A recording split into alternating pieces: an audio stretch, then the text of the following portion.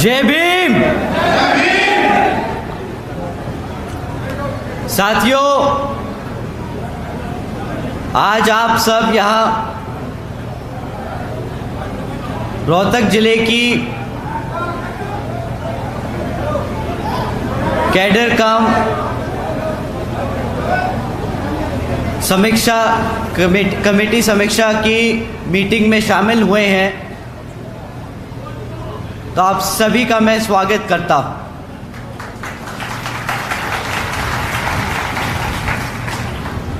साथ ही साथ आज हमारी महिलाओं की संख्या देखकर, जो इतनी बड़ी तादाद में अपने घरों से निकलकर बसपा का मोर्चा संभालते हुए आगे बढ़ रही हैं, तो आप सभी का भी मैं तहे दिल से शुक्रिया अदा और धन्यवाद करता हूं।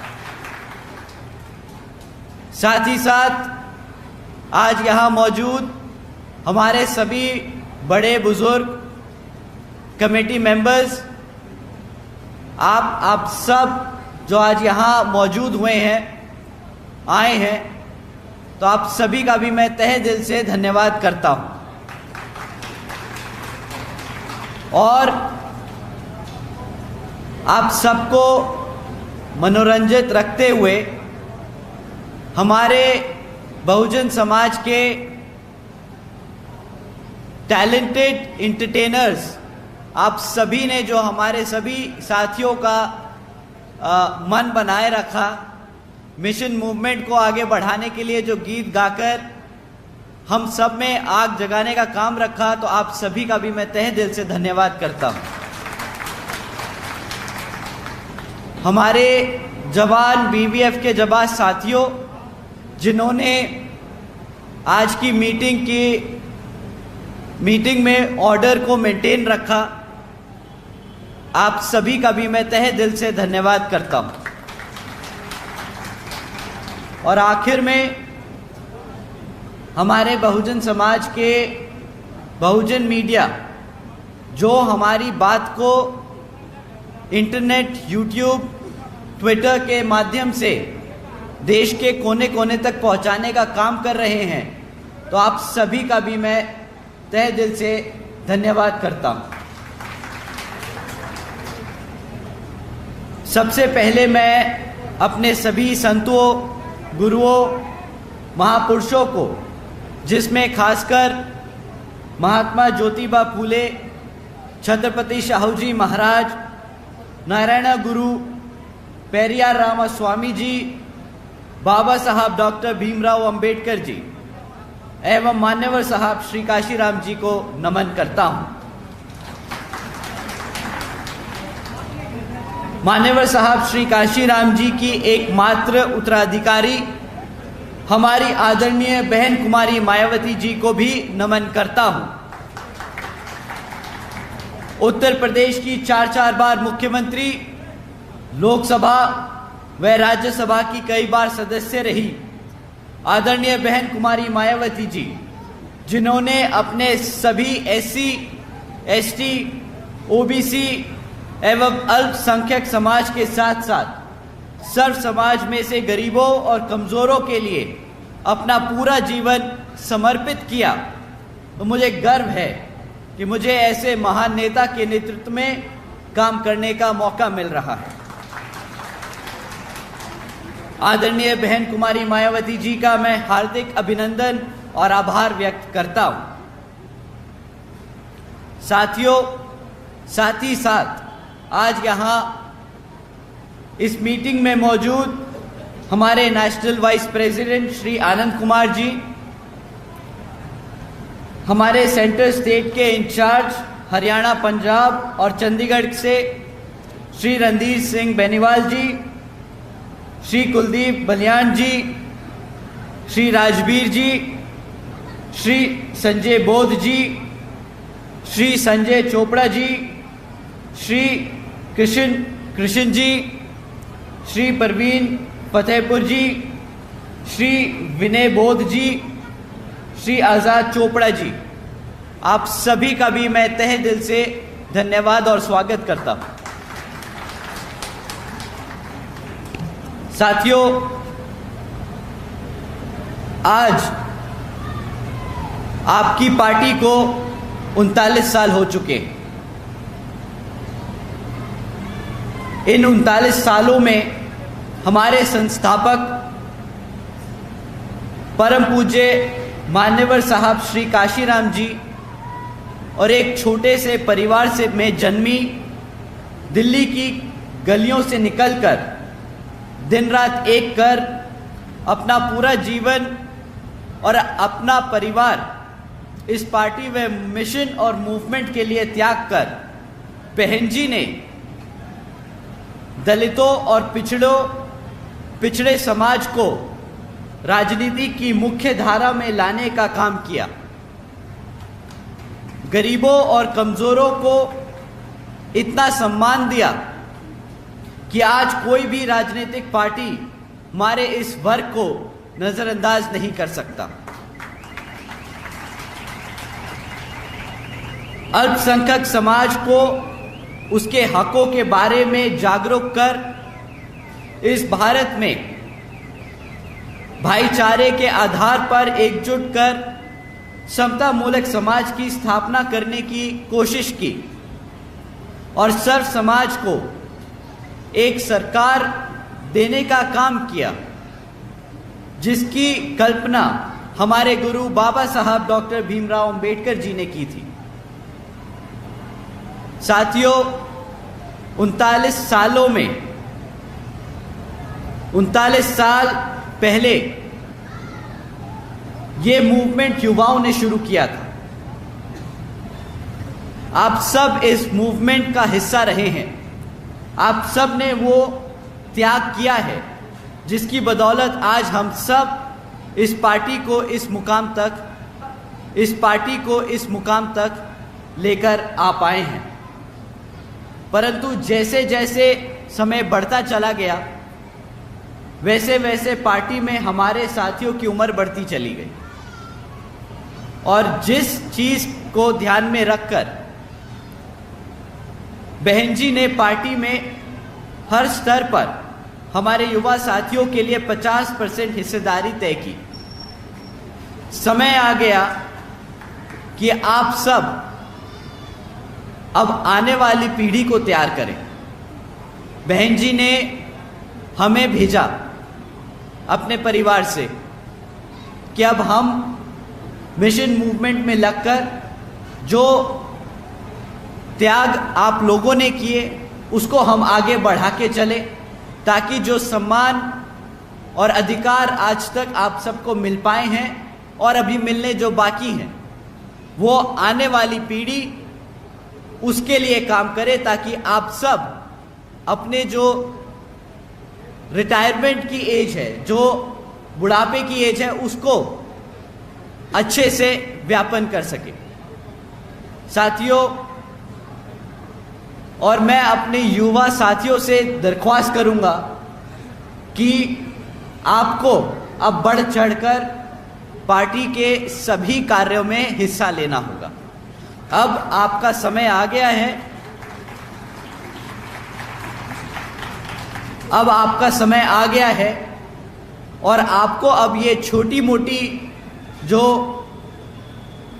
मुटाव है, जो झगड़े हैं, जो आप छोटी मोटी चीज़ों के लिए परेशान होते हैं, उस चीज़ों को अब आपको इग्नोर करके आगे बढ़ने का काम करना होगा। जैसे कि आज की जो समीक्षा मीटिंग रखी गई है, इसमें कितने युवा साथी आज मौजूद हैं जिनकी उम्र 25 साल से कम है? हाथ उठा के एक बार 25 साल से कम उम्र के साथी अपने हाथ उठाए, खड़े हो जाएं एक बारी। 25 साल से जो कम है,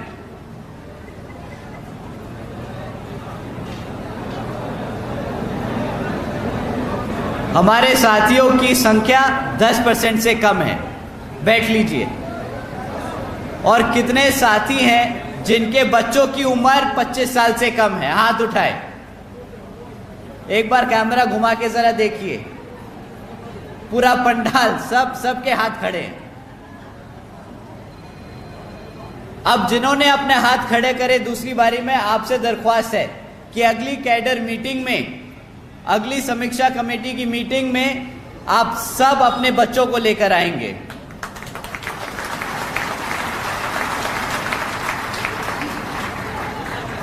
अब समय आ गया उनको भी समझने का।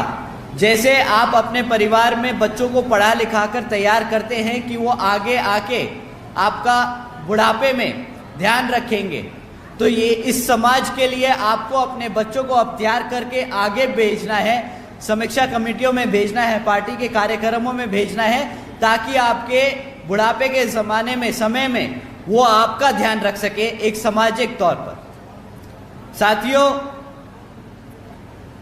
साथ ही में हमें ध्यान रखना होगा कि ये कमेटी की मीटिंग, ये कैडर कैंप इसलिए लिए जा रहे हैं ताकि आप अपने समाज में, अपने मोहल्लों में जाकर पार्टी के कामों को बता सकें।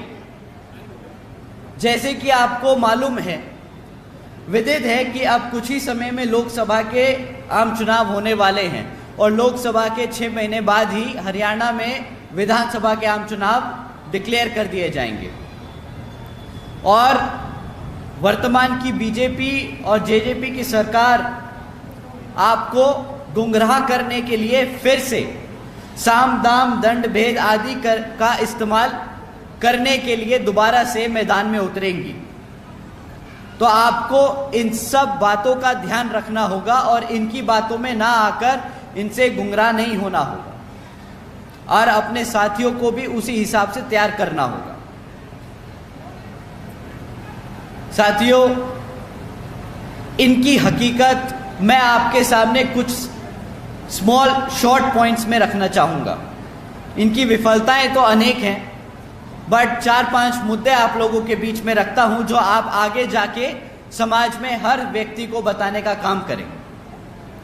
पिछले कई वर्षों से बीजेपी जेजेपी की सरकार चल रही है और आज तक ना यहाँ पे गांवों में पक्की सड़कें बनी, ना यहाँ पर 24 घंटे बिजली की व्यवस्था तय की गई, ना यहाँ पर रोजगार के अवसर दिए गए और ना यहाँ जाति और धर्म के नाम पर जो दंगे हो रहे हैं उनको रोकने का काम किया गया। साथियों, अभी कुछ ही समय पहले की बात है, नूह में मुसलमान और हिंदू के बीच में दंगा कराया गया। क्या यहां मेरे बैठे साथी बता सकते हैं कि क्या कोई धर्म किसी दूसरे धर्म या जाति के खिलाफ उत्पीड़न करने की सलाह देता है? हाथ उठा के आप बताएं, अगर नहीं देता तो मना करके हाथ बताएं। तो आपको क्या लगता है कि जो भारत, जहां पर इतने हजारों धर्म, इतने लाखों जातियां हैं, वहां पे भाईचारे की तौर पर एकजुट होकर आगे बढ़ने का काम नहीं किया जा सकता? आप बताएं, क्या हम मिल बांटकर, मिलजुल कर रह नहीं सकते? क्या हमारे मुसलमान भाई चाहते हैं कि हमारे हिंदुओं की माताओं के बच्चों को नुकसान पहुंचे, दुख पहुंचे? और क्या हमारे हिंदुओं धर्म के माताएं हैं, क्या वो चाहेंगे हमारे मुसलमान के भाइयों के बच्चों को तकलीफ पहुंचे? हाथ उठा के एक बार बताएं, क्या आप ये चाहेंगे? साथियों, जितना दर्द आपके बच्चे को होता है, चाहे आप जाट हैं, गुर्जर हैं, चमार हैं, ब्राह्मण हैं, पंडित हैं, उतना ही दर्द एक दूसरे धर्म के बच्चे को भी होगा, क्योंकि भगवान ने इंसान बराबर बनाया है। ये यहाँ पर आकर मनुवादी सोच रखने वाली जो पार्टियां चल रही हैं, उन्होंने हमें जाति और धर्म के आधार पर बांटने का काम किया ताकि हम सब एकजुट होकर आगे ना बढ़ सके।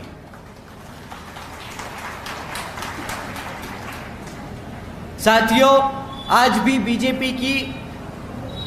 बीजेपी ने सरकारी नौकरियों में SC ST OBC भर्तियों को ना कर रोक कर रखा है।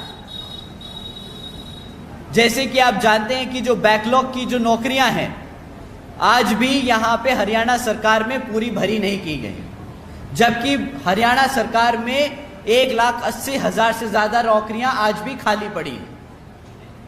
आज BSP कहती है कि हमारी सरकार बनने पर इस बैकलॉग को सबसे पहले भर दिया जाएगा।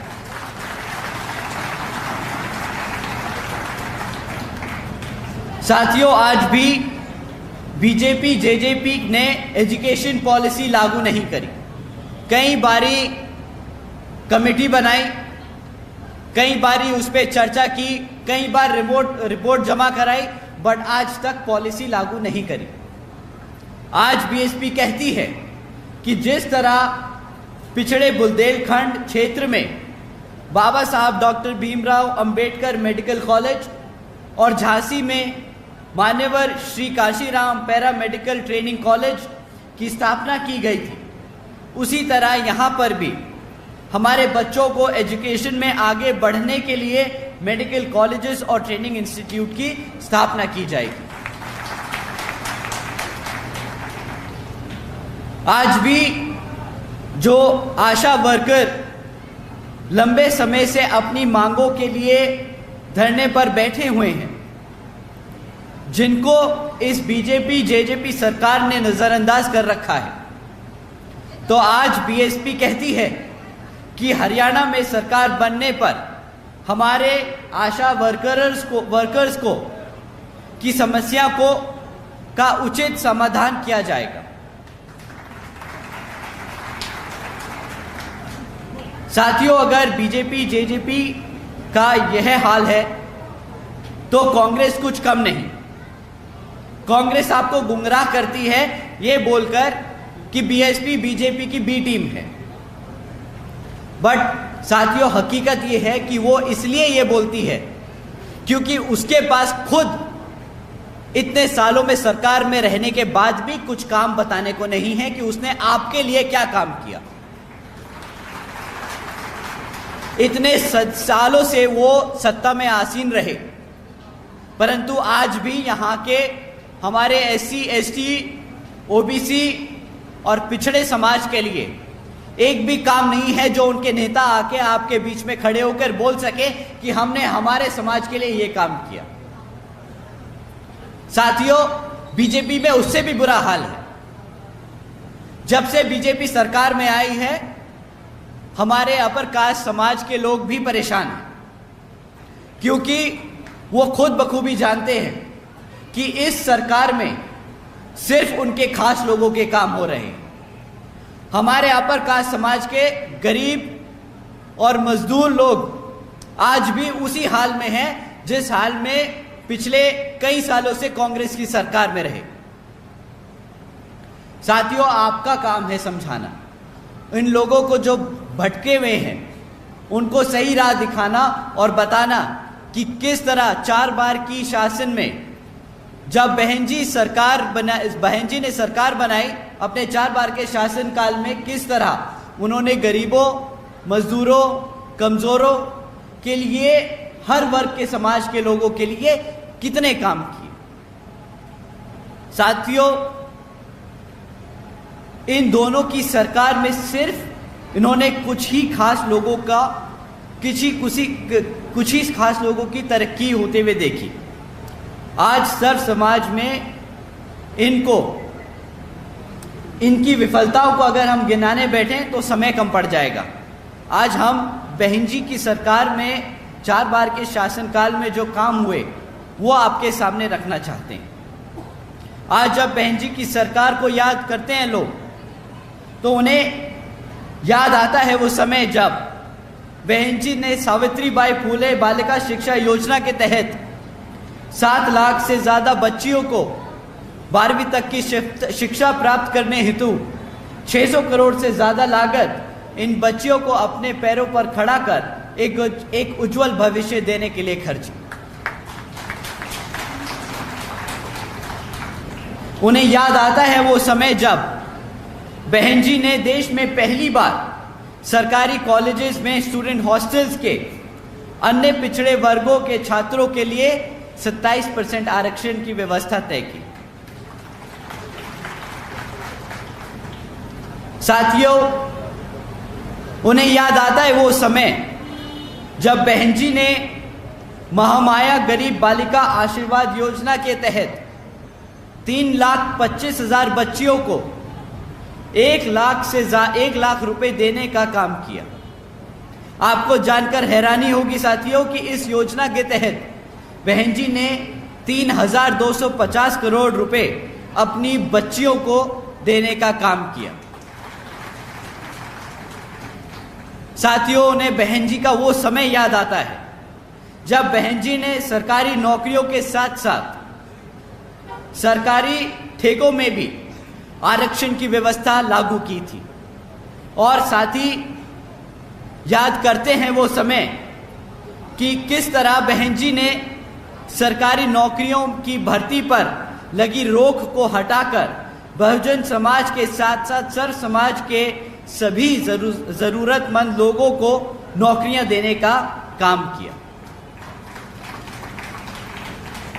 साथियों, हमारे लोग याद करते हैं वो समय जब बहन जी ने प्रदेश के व्यावसायिक technical institutions, engineering colleges, polytechnic एवं इंडस्ट्रियल ट्रेनिंग इंस्टीट्यूट्स में अन्य पिछड़े वर्गों के लिए 27% आरक्षण तय किया। और याद करते हैं वो समय जब बहन जी ने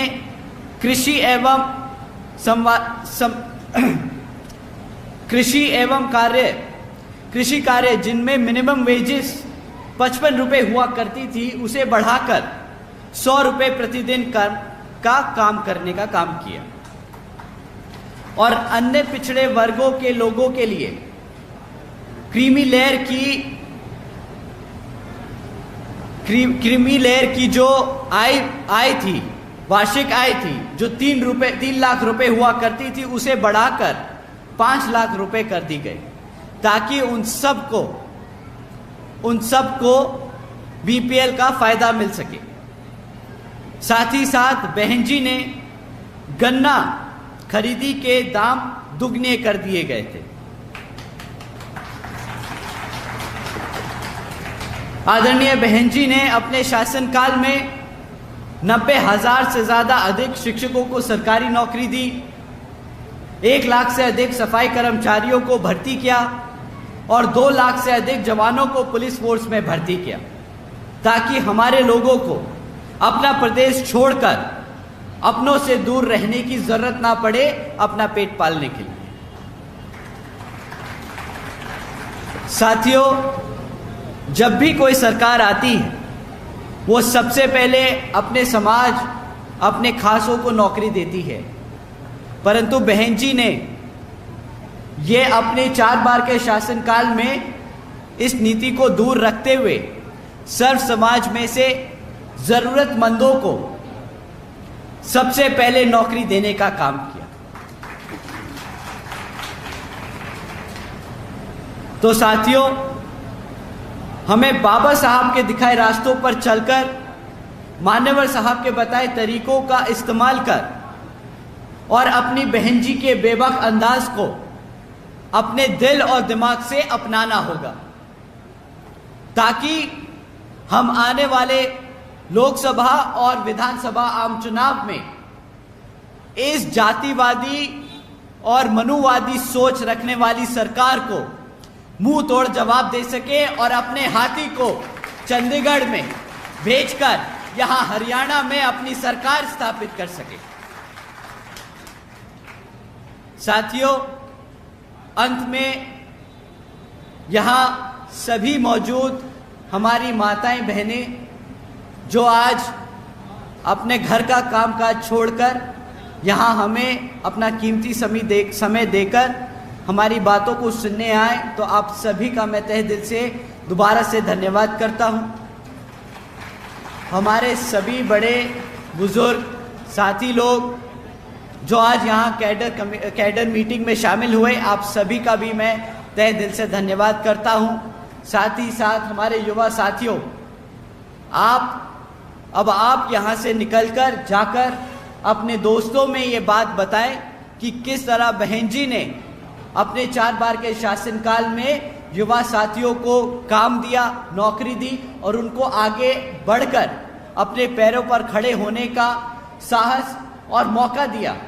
उसी तरह उन्हें जोड़ें और आने वाली आगे की कैडर मीटिंग में उन सब को लेकर आए, ताकि आपके साथ साथ उनको भी हम पार्टी के कैडरों में, कमेटियों में उनका स्वागत करें, उन्हें जिम्मेदारी दें और आगे मूवमेंट को और मिशन को आगे बढ़ाने का काम करें।